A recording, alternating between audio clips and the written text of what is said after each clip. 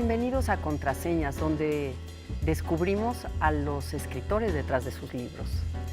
Nuestro invitado de hoy ha tenido 3 presencias que lo han acompañado a lo largo de su vida. Entre ellas, la escritura, los perros y las bicicletas, las más constantes. Es fanático de Instagram y está totalmente en desacuerdo con la acumulación. Estudió teología y practica el sufismo y una vez organizó un congreso de dobles de escritores en París y asegura no haber participado en ningún concurso literario. ¿Adivinen quién es? ¿Ya adivinaron quién es? Por supuesto, es Mario Bellatín. Hola, Mario. Hola. Bienvenido. ¿Cómo están? Esto, bellísimo. Mónica. Y además con ¿Qué ese tal? mandil sensacional. No es un mandil. ¿O ¿Quién es tu cómo que no es vestuarista? un mandil? O bueno, ¿cómo le Esto no es un llamamos? mandil, esto es un traje de trabajo japonés. Ah, Sí. Mi estamos vestuarista muy es ignorantes. un diseñador japonés. Sí, claro, porque además lo que tú haces tiene que ver con ese trabajo de orfebrería, ¿no? Una cosa artesanal. sí. No apelar a los sentimientos, no apelar a las imágenes poéticas, sino a un trabajo que se va armando, ¿no? Casi de manera... Sí. Y con lo oriental tiene mucho siempre que ver con lo tuyo, pero vamos a empezar desde el principio. ¿Cómo que naciste en México, tus padres peruanos, se regresan a Perú, a Lima, para donde pasas donde creces, donde te vuelves un joven que va a ir a la universidad, pero no quieres volver a Perú? Ya queremos saber esa historia. No quiero volver a Lima, A Lima. Ah, que es diferente que Perú. ok. Hay una gran distancia, ¿no? Es un país muy dividido, Perú, ¿no? Entre Lima y el resto de lo que es el país, ¿no? Es un país menos híbrido, ¿no? Hay un mestizaje menor, creo yo, que en México, ¿no? No hubo revolución para Claro, empezar. para empezar está Entonces Pizarro ahí es en la como plaza. si estuviéramos aquí en México pre-porfiriano o perfiriano, ¿no? Donde estaba muy distante, ¿no? Un espacio de otro, ¿no? Entonces, pues yo decidí, siempre tenía como la idea de que soy mexicano, ¿no? Porque soy mexicano. Y entonces, cuando había alguna situación no muy agradable, etcétera, ¿no? En esta sociedad que es bastante curiosa, ¿no? Igual, pues, no sé, uno de hacer un estudio sociológico de la sociedad limeña, yo siempre tenía como un revés decir, no, pero yo soy mexicano, no importa tanto, porque yo soy mexicano, ¿no? Entonces era como una especie de tabla de salvación que con el tiempo quise, bueno, siempre tenía esa intención y la hice realidad, ¿no? Volver al lugar donde yo había nacido. ¿No? Esto que puede parecer que no era tan importante porque yo era muy niño cuando me fui, yo creo que sí lo fue, porque realmente cuando llegué a México me encontré conmigo mismo, ¿no? De alguna forma, ¿no? O sea, y sí hay amigos, tengo amigos en Perú, sí los años de la universidad, por ejemplo, los recuerdo con agrado, pero no fueron tantos, ¿no? Porque yo apenas terminé la universidad me fui de Perú, ¿no? Yo tenía ya planificado irme de Lima a como diera lugar, pero sabía que no me podía ir sin tener al menos una licenciatura. Entonces acabé la licenciatura, el último año de la licenciatura yo había acabado mi primer libro que se llama Mujeres de Sal, y ese mismo año yo hice todo un trabajo allí de mecanismo de publicar, de autopublicar, hice bonos de prepublicación, que era algo que no se conocía en ese entonces, vendí 800 ejemplares, lo publiqué en ese último año de la universidad, y saqué el libro y justo en ese momento se abrió la escuela de cine en La Habana de García Márquez y la escuela de nuevo Santiago de cine. los Baños, yo de eso te de- quiero preguntar. ¿Cómo fue la experiencia concreta de estar allí? La experiencia cubana fue la importante, claro, ¿no? claro. Justamente apareció eso de que tú no puedes leer el futuro, obviamente, ¿no? Pero justo todo calzó de tal manera, ¿no? Las piezas se armaron de tal forma que era el último año de universidad, yo ya estaba pensando irme donde fuera, no tenía claro, México era como la meta, ¿no? O sea, pero ¿cómo llegar a México? Porque en México yo no tenía absolutamente a nadie, ¿no? Porque mis padres, como bien dijimos, pues habían venido aquí, habían estado, se habían ido, no habían dejado ninguna huella. Cuando publiqué el libro, y se hizo la convocatoria de la escuela de García Márquez, una de las formas de ingreso a esa escuela era un libro publicado. Entonces envié el libro y decía, no puede ser, es impresionante, acabo de publicar este libro, ¿no? Por mi cuenta, o sea, un libro pues, ¿no? que no había pasado por el sistema tradicional, ¿no? De un editor o de un otro, ¿no? Sino un libro que yo había decidido publicar. Lo envié y salí elegido, ¿no? Entonces fui a la escuela, pero no pude soportar el encierro, ¿no? Porque pues allí vivíamos juntos. Era a 30 kilómetros de La Habana, pero pues 30 kilómetros de La Habana son como 3.000 en cualquier otra sociedad, ¿no? Porque no había forma de llegar a, o sea, de plano aislado, lugar. ¿verdad? Aislados absolutamente, ¿no? Y con un grupo de gente también muy agradable, pero la misma, ¿no? Y es horrible, ¿no? Despertarme, algo así endogámica, a esa edad tenía, no sé, 24, 23, todos éramos chicos, entonces la fiesta, el estudio, al día siguiente desayunar, no, era demasiado. Y yo ya, desde ese primer momento, desde cuando llegué, yo sí quise escapar de ese espacio para poder conocer a los escritores cubanos. ¿No? Para mí era más importante lo que pasaba en Cuba, empezando porque era como una especie, la escuela en ese tiempo era como un mundo aparte. En la cual no podías tú ver cómo era realmente la vida cotidiana en Cuba en esos años, ¿no? Que eran los años 80, que todavía había la idea de la revolución, estaba presente, había como un camino a seguir, etcétera, cosas que poco a poco se fueron diluyendo, ¿no? Por una serie de motivos, pero en esa época todavía existía ese espíritu y era lo que yo quería ver, ¿no? Cómo no la verdad grande, que todavía había muchos escritores o muchos artistas en esa época que todavía estaban en sus trabajos, etcétera, con la verdad grande, ¿no? O capitalismo, o socialismo, o Cuba, no. Yo lo que quería era ver el cotidiano.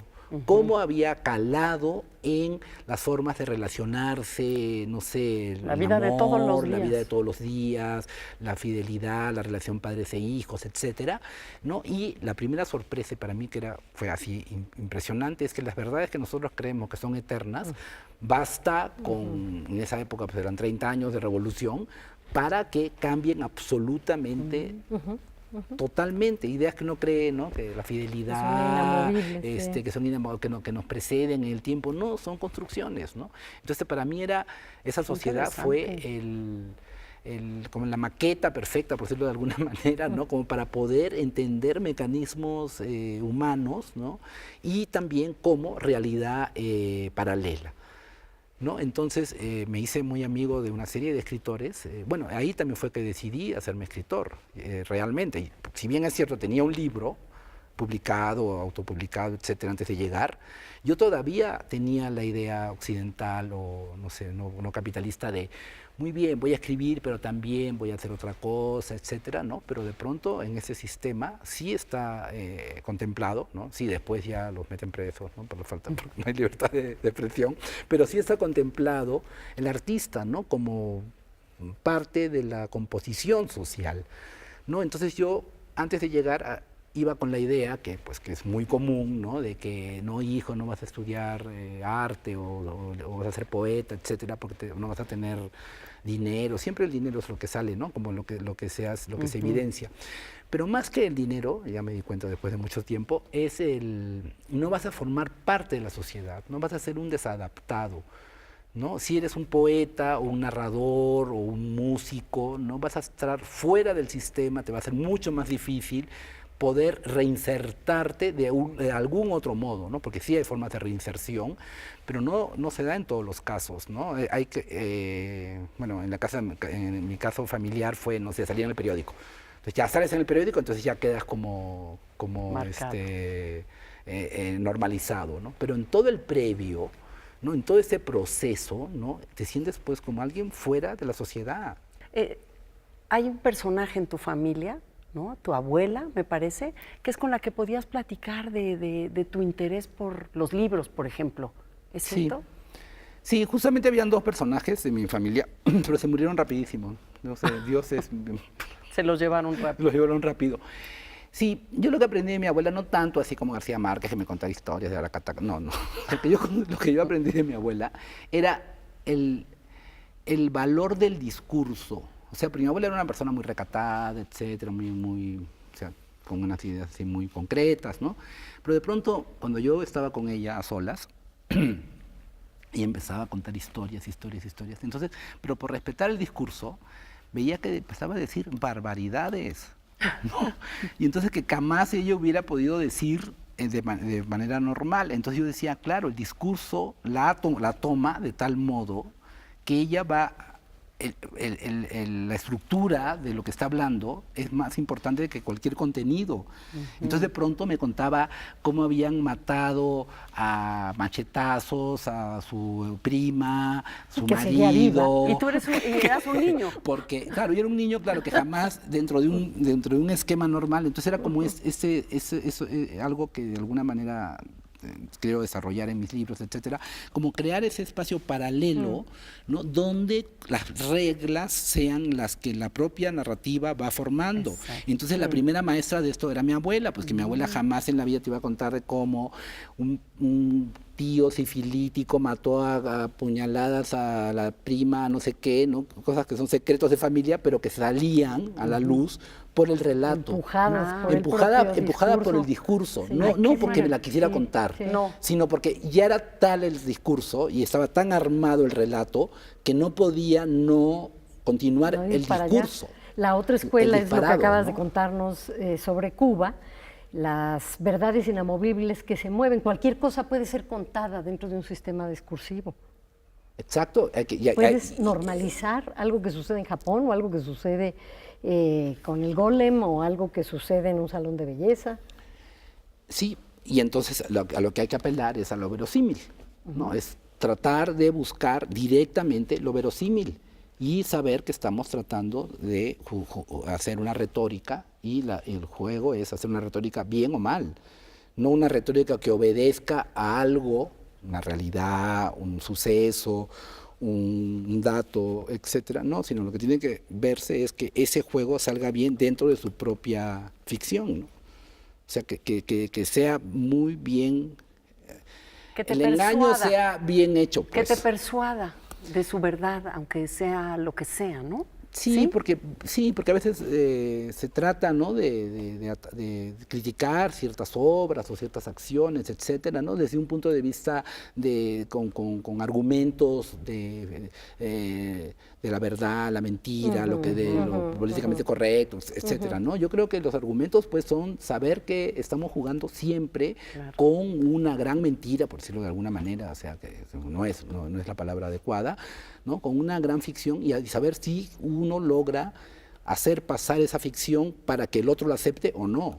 Claro. ¿No? O sea, entonces no hay nada de autobiográfico en lo que escribes, salvo el hecho de que eres tú quien lo estés escribiendo. No, porque yo lo que juego justamente, o no sé, tal vez, lo que sucede es que yo trato de jugar mucho con eso de lo autobiográfico, precisamente para utilizar lo autobiográfico como algo falso y solamente como una especie de mecanismo para obtener la seducción del lector. Pero sin duda toda esta reflexión que ahorita puedes armar con muchísima claridad, esta intención, no la reconocías al principio o desde que empezaste con el libro que no estaba escrito pero que ya habías vendido y ya te habías vuelto un escritor y luego vendiste, todavía no estaba armado esta idea que es una idea que tiene que ver con tu relación con el lenguaje, ¿no?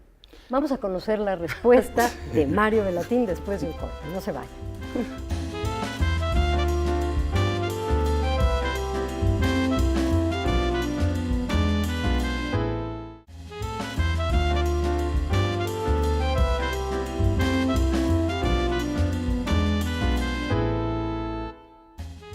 Seguimos aquí en Contraseñas platicando con Mario Bellatín. Mario, entonces esta pregunta que dejamos en el aire, de esta conciencia de la escritura, porque finalmente creo que de lo que estaba yo preguntando es, ¿cuándo adquieres esta conciencia de lo que tú pretendes hacer cuando escribes? Sí, eso es mucho después, ¿no? O sea, con la misma práctica, ¿no? O sea, yo siempre he pensado que el gran maestro es la práctica. ¿no? O sea, no y acudir a otra instancia más que a ti mismo, ¿no? Y a partir de la práctica constante, vas respondiéndote a las preguntas. Entonces sí es cierto que no tenía conciencia plena de las cosas que puedo hablar ahora o enfrentar o leer de esa manera textos míos antiguos, pero ya estaba presente todo. Eso es muy curioso, porque no tenía conciencia, pero ya todo estaba allí desde los 10 años de edad, que fue la primera vez que hice un libro. Como si el estilo no fuera algo Allí que estaba, se ya buscara. estaba todo marcado, Sí. digo, así, ingenuo, pero ya todo, por ejemplo, uno de los elementos es el placer del ejercicio de la escritura, por ejemplo, ya estaba allí. No era que yo quisiera contar, que era un libro sobre perros, ¿no? Que ya mencionaron los perros, pero no era que yo quisiera contar de los perros. Yo lo que quería era tener un pretexto para ejercitar la escritura, ¿no? Es Entonces, decir, ejercitarla es también la actividad física. la física, absolutamente. Así, a Podría manita. yo estar así en vacío todo el tiempo, Ok. porque es el impulso es de ir contra una nada y ejercitarla por medio de la escritura y ir dando esa nada, que podría quedar llena de nada también, o como el personaje del Resplandor, ¿no? Repitiendo la misma Repetir la frase, misma ¿no? frase. Es que es lo manual, la huella, ¿no? La huella. Dejar una huella. Por eso también yo creo que nunca escribí a mano. Siempre busqué un intermediario, ¿no? Una máquina, me acuerdo, un Underwood del año 15. Entonces ver mi letra impresa ya era como la huella. Por aquí pasó, por aquí pasé yo. Una Underwood del 15, ¿y de dónde la sacaste? De mi abuelo, la tenía ahí refundida, una portátil, y la tengo, y fue rarísimo para mí que de pronto vi las cosas que habían en mi casa, que hay en mi casa, y está la máquina intacta. Y yo nunca la cuidé, o sea, nunca cuidé que estuviera allí. O sea, no hay nada en mi casa, o sea, en mi vida en general, no hay nada que quede del pasado. Pero esa máquina, que recuerdo que me la robé prácticamente en el año 70, sigue allí. Como, yo dije, ¿y esto cómo llegó? ¿Cómo me siguió? Exacto, como si la escritura te siguiera. Porque no es que yo la guardé y dije, no, como todo, pues que yo, los libros, todo, pues lo regalo, o sea, no tengo nada, ¿no? Pero hay No algo quiero. que sí buscaste y que tiene que ver y no con la escritura. Organizaste un seminario de autores en París donde quienes iban eran sus dobles. ¿Cómo se te ocurrió esa idea? ¿Cómo llegaste a eso? ¿Y cómo fue Solo recibida? a ti, Mario, ¿verdad? No, pues porque justamente hacía mucho, desde que comencé a escribir ya enfrentándome a, no sé, a un medio literario, ¿no? Por ejemplo, yo me daba cuenta que la presencia del autor era fundamental, ¿no? O sea, o la realidad circundante, etcétera. O sea, se daba muy poca, creo que cada vez hay más posibilidad de poder leer el texto en sí mismo, bajo las propias reglas que el texto, si no, pues estamos hablando de los años 80, 70, etcétera. Siempre, muchas veces los textos se leían, en Latinoamérica sobre todo, en virtud de la realidad que estaban reflejando, Sí.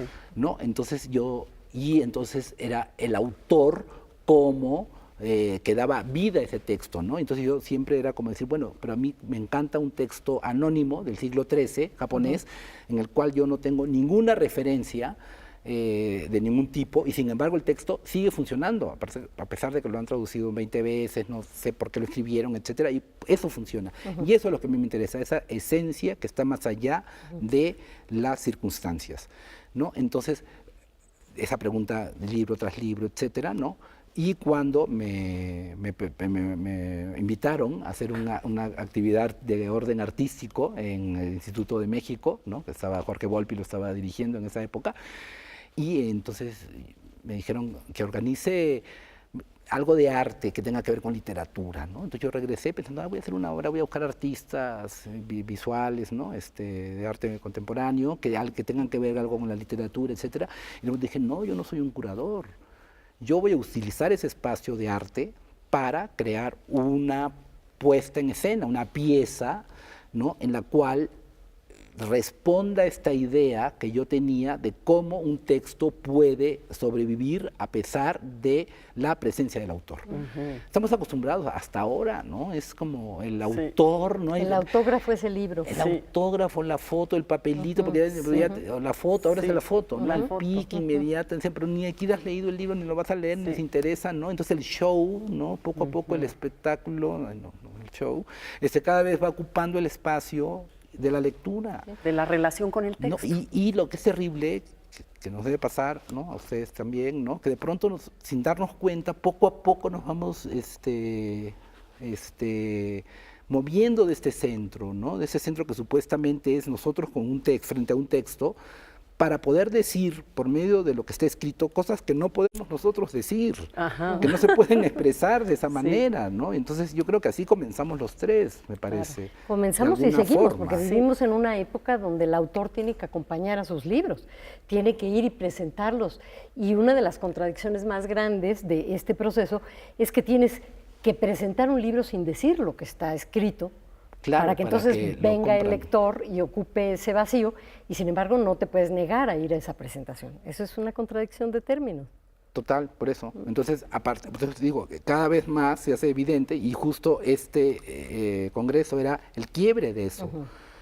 ¿No? Porque sí asistieron, y aparte también era una especie de venganza contra la Eso, academia Sí. europea, que de alguna manera, porque yo me acuerdo cuando la primera vez que fui invitado a un congreso en Alemania, no sé, yo tenía, fue en el año 86, 87 por ahí, y yo dije, wow, como a mí me interesa tanto la literatura austriaca, etcétera, ¿no? Alemana, no sé, entonces va a haber un congreso, va a haber una interacción, ¿no? Con la literatura, y no, era llegar a un congreso donde se discutía lo mismo que se discute en México o en Perú o en Argentina, en otro lado, Sí. ¿no? En español, ¿no? Y donde Otra no había escenografía. opción de conocer a un autor alemán, austriaco, ¿no? O sea, era como cerrado esto, ¿no? Y decía, no, ¿por qué nos están obligando a nosotros a escribir una literatura? Y me acuerdo que esa fue mi primera ponencia, que fue así como medio antipática, que fue, qué raro, les dije, qué raro que ustedes nos obliguen a nosotros a hacer algo que ustedes no pueden hacer.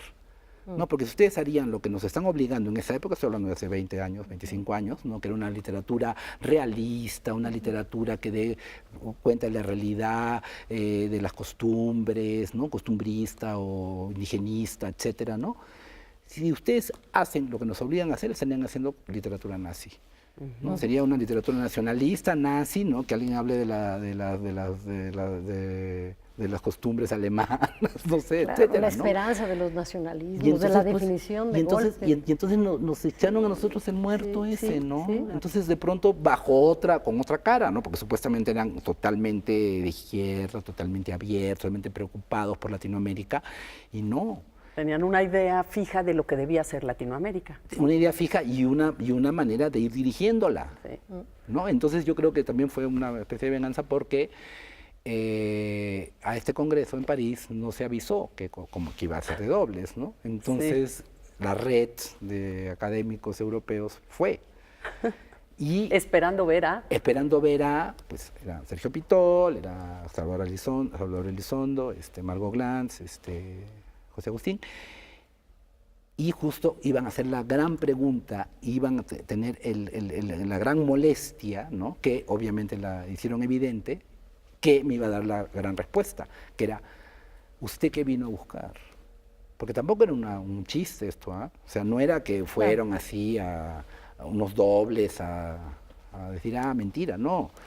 Estos dobles habían sido entrenados, por decirlo de alguna manera, durante 6 meses por los verdaderos escritores y llevaban con ellos las ideas que realmente tenían estos 4 autores, que en esa época, y siempre, no sé, pues son escritores que están más allá de épocas, ¿no? Era realmente lo que se pensaba, había 40 temas que eran de real importancia para un congreso de literatura, ¿no? Entonces cada quien habían ahí 40 temas que estaban ofreciéndose en ese momento. Era real el congreso, pues no era un juego, ¿no? O sea, Y era lo que un no era acto de real desapropiación, era un performance. pero sí que alguien quería ir a un congreso, ahí lo tenía que preguntarle a cada quien el tema, ¿no? Y entonces cuando se molestan, cuando llegan y dicen, pero hemos pedido permiso, hemos pedido viáticos, hemos venido desde Stuttgart, la universidad de no sé dónde, para esto, y nos encontramos con que Margot Glantz es un joven estudiante de letras y Sergio Pitol es una crítica de danza, ¿no? ¿Qué es esto? Entonces, no. Usted, aquí están los temas, ¿usted qué buscaba? ¿Qué quería? ¿Ver cómo se visten? ¿Quería un autógrafo? ¿Quería una foto? ¿Qué quería? Usted supuestamente quería literatura y aquí están los temas, ¿no? Entonces era como, y era esa gran pregunta, esta disyuntiva, que de alguna manera hasta ahora existe y ahora incluso más, ¿no? la obligatoriedad, que no está ni siquiera en contrato a veces, ¿no? Sí. De estar presente en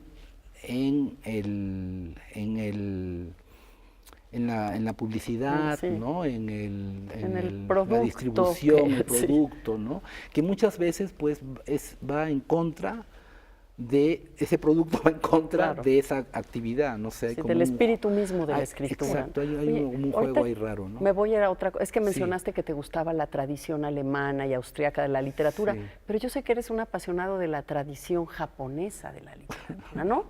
Sí, Cuéntanos así como ese... No, yo les tengo una pregunta, la Ah, verdad. de También plano. les quiero preguntar a ustedes, ¿no? Está bueno. ¿Por qué hacen este programa? O sea, ustedes también o sea, como creadoras las dos, ¿no? Pues las dos son grandes escritoras, o sea, aquí que retroalimentan, o sea, es una manera de poner en juego sus propias escrituras frente a otro escritor, no sé. Porque Hay ese juego. aunque conocemos a muchos de los autores invitados, de hecho a todos, a ti te conozco desde los años 90, ¿no? Generalmente cuando nos reunimos, es curioso, no hablamos de literatura, o es raro que hablemos de literatura, o se habla de literatura de una manera oblicua y quedan muchas preguntas que no se hacen, que tienen que ver con el autor que conoces de otra manera a través de sus libros. Y luego que lo conoces y que te apasiona y que lo has leído, quisieras que otros también lo compartieran. Yo lo hago con la idea de fincar un documento, que el autor diga lo que quiere, y si hubiera venido un doble tuyo, de todas maneras eso establecería un documento para que tengan esa otra lectura de quién es Mario Bellatín, el que está dentro pero también fuera de sus libros. A mí eso me interesa, ese diálogo me interesa.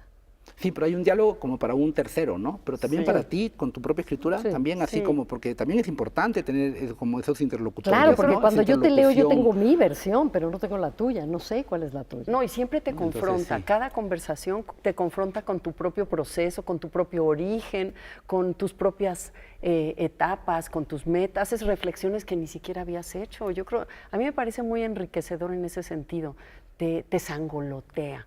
Y espero que sangolotea a los que nos miran y nos escuchan también, ¿no? Y que Claro, haga porque ustedes que han puentes. estado, es que eso era un poco lo que yo buscaba, ¿se acuerdan con la Escuela Dinámica de Sí, Escritores? ¿no? sí, además Las nos dos invitaste. Fueron invitadas y fueron Fuimos así invitadas, sí. maestras. Y una Ustedes cosa muy llamarlo maestras, interesante. era maestras es que es muy académico, ¿no? Sí. Porque es como romper esa idea, ¿no? De un solo sentido, ¿no? Que de alguna manera el maestro enseña algo, ¿no? Y justamente cuando yo las invité, recuerdan las conversaciones previas que teníamos, era, por favor lleven un tema que para ustedes sea importante, ¿no? Sí. Que para que haya ese choque, ¿no? Para que ustedes también sientan una retroalimentación y haya algo que todos salgan ganando, ¿no? Era una Que escuela no- de escritura donde no se permitía escribir. Exacto, no se podían que llevar partía textos de y la era base de que genial. no se puede aprender a escribir, no Y se es puede cierto. enseñar la literatura. El placer de encontrar las claves de Mario Bellatín en Carta sobre los ciegos para uso de los que ven, además de su larga obra, porque son más de 40 novelas. Publicadas en un solo libro, ¿verdad? Además, están Digo. reunidos muchos de tus textos. Dos. En dos. Ahora hay dos obras reunidas, pero ahora se va a hacer una biblioteca, que se va, ya porque es muy pesado 2 libros, entonces va a ser de 3 en 3, tomos de 3 en 3, ¿no? Que es lo que estoy trabajando, porque nunca hay una nueva edición definitiva, ¿no? Sino yo quiero hacer, o sea, cada vez que hay la opción de reeditar de nuevo, Un trabajo, vuelvo un a hacerlo de proceso. nuevo todo, para no dejar de lado la otra, sino Ok. que también sean como 2 ediciones en paralelo, Eso. ¿no? Esa idea que se tiene, esa es la última, la corregida, es la que vale, ¿no? Y por lo tanto todas las otras quedan desactivadas, no, sino quiero son que otras. otras, sí. Que se Mario, ha sido un acompañan. placer tenerte aquí. No, todo lo Qué contrario. bueno conversar contigo. No, hablo Sí. mucho. No, Mario, Sí. gracias, de Hablas verdad. de lo que Debería nos escribir importa. más, debería escribir más. Y mejor, frente a la y cámara de lo mejor, que nos aparte. importa, que no habíamos tenido oportunidad a veces de hablar en otro contexto. Muchas gracias. No, muchísimas gracias. Los esperamos a los dos. en el siguiente Contraseñas. Buenas noches. Hasta la próxima.